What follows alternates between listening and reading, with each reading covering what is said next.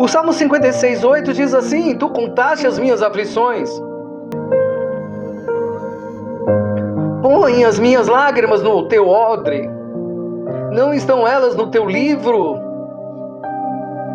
Ou na versão da linguagem atual diz: Tu sabes como eu estou aflito, pois tens tomado nota de todas as minhas lágrimas. O Senhor está dizendo para você: Tu sabes como eu estou aflito, pois tens tomado nota de todas as minhas lágrimas. Isso é um escrito de Davi. O versículo mostra que Deus conhece cada ser humano e não ignora o choro de quem. Ele não ignora o seu choro. Em outras palavras diz: Tu contaste as minhas vagações, põe as minhas lágrimas no teu odre, não estão elas no teu livro. Salmo 56:8.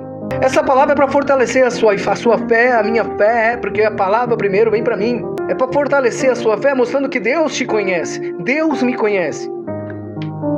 Que Ele guarda e responde às lágrimas do seu povo. Quem é povo aí? Eu sou povo. Você sabia que as lágrimas possuem uma linguagem que nenhuma palavra consegue traduzir completamente? Há dores, irmãos, que a boca não consegue explicar. Há feridas que a mente não consegue descrever. E sofrimentos que somente as lágrimas conseguem revelar. Quando a voz falha, as lágrimas continuam falando. Quando a força acaba, as lágrimas ainda permanecem testemunhando diante de Deus. Enquanto muitos enxergam as lágrimas como um sinal de fraqueza, a Bíblia as apresenta como manifestações profundas de um coração que clama ao Senhor. 2 horas que você pode chorar de alegria ou de dor, de alegria ou de sofrimento, de festa ou de tristeza. Mas eu quero te falar algo da parte de Deus nessa hora para vocês que estão aqui.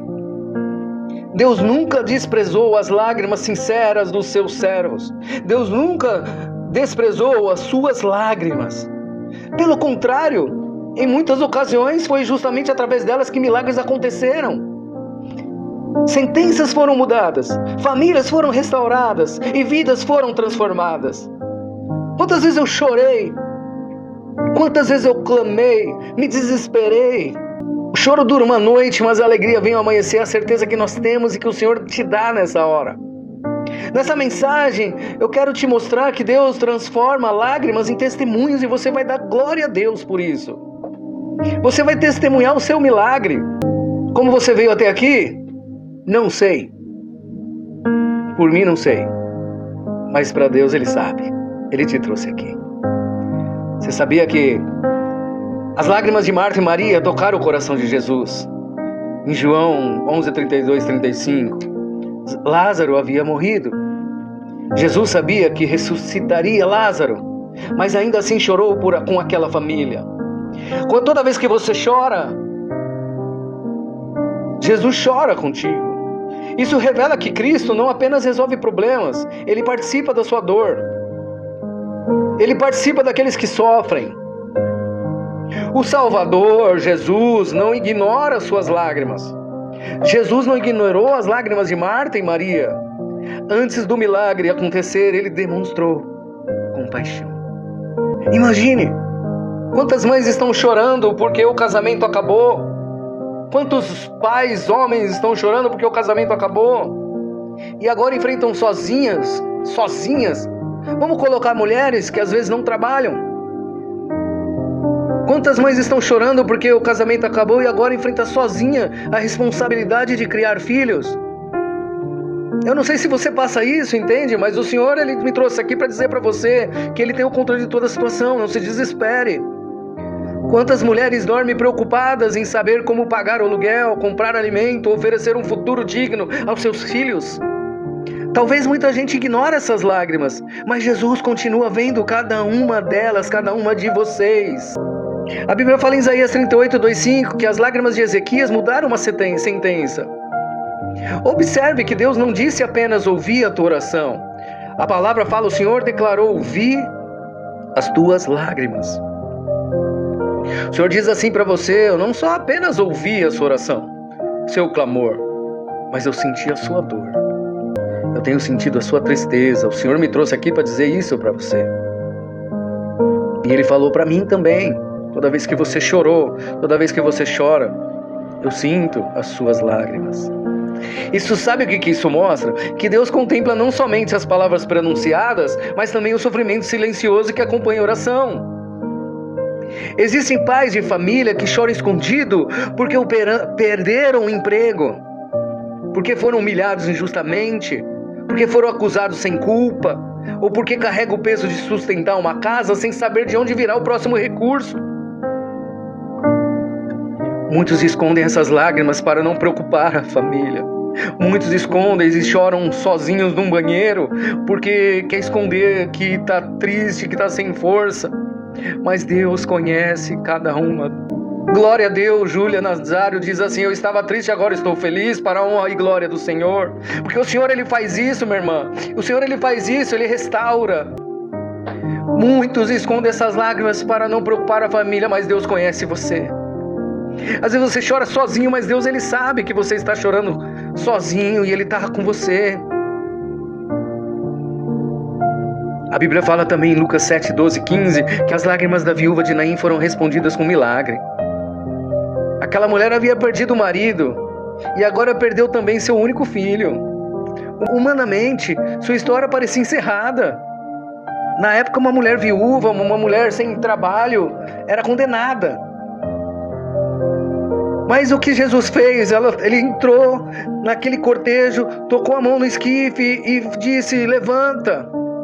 Jesus transformou o cortejo fúnebre em uma caminhada de esperança.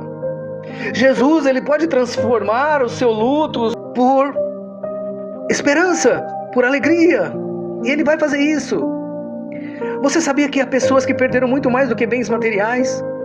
Perderam a paz, a saúde emocional, a confiança nas pessoas, a alegria de viver, até o desejo de continuar caminhando. Se você entrou nessa live desse jeito, o Senhor renova suas forças hoje e diz: continua, não é o fim, mas é o começo de uma grande alegria, de uma grande esperança. O Senhor me trouxe aqui para dizer para você que a sua esperança será renovada, mas o mesmo Cristo que interrompeu aquele funeral continua tendo poder para interromper histórias de sofrimento e escrever novos capítulos de esperança. O Senhor te trouxe aqui para dizer para você que a mesma lágrima de Ana que deram lugar ao nascimento de uma promessa. Ana derramou em Samuel 1, 10, 11, Ana derramou diante de Deus aquilo que não conseguia explicar às pessoas. Seu sofrimento era profundo, mas as suas lágrimas chegaram ao céu antes mesmo da sua resposta chegar na terra, glória a Deus.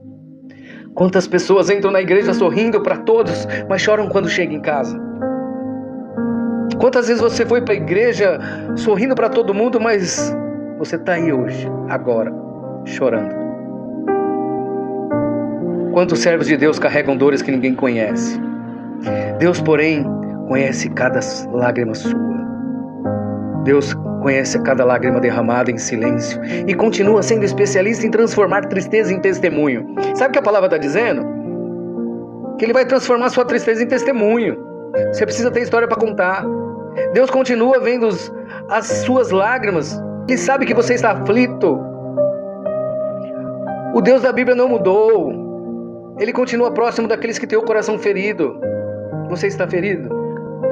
Você está ferida? Continua ouvindo. Ele continua ouvindo o clamor, o seu clamor, o meu clamor. O clamor das mães abandonadas, dos pais desempregados, dos trabalhadores injustiçados, das vítimas de falsas acusações, dos idosos esquecidos pela família, dos jovens que lutam contra a depressão e de todos aqueles que em silêncio derramam lágrima que ninguém percebe. Enquanto o mundo mede as pessoas pela aparência, Deus contempla os corações enquanto muitos enxergam apenas um rosto abatido. Deus conhece toda a história escondida por trás de cada lágrima. E aquele que vê o sofrimento do seu povo continua sendo poderoso para sustentar, fortalecer e agir no tempo determinado por sua perfeita vontade. As lágrimas de Pedro marcaram o início da sua restauração. Mateus 26. Pedro chorou porque reconheceu o seu pecado. Suas lágrimas não eram de desespero, mas de profundo arrependimento.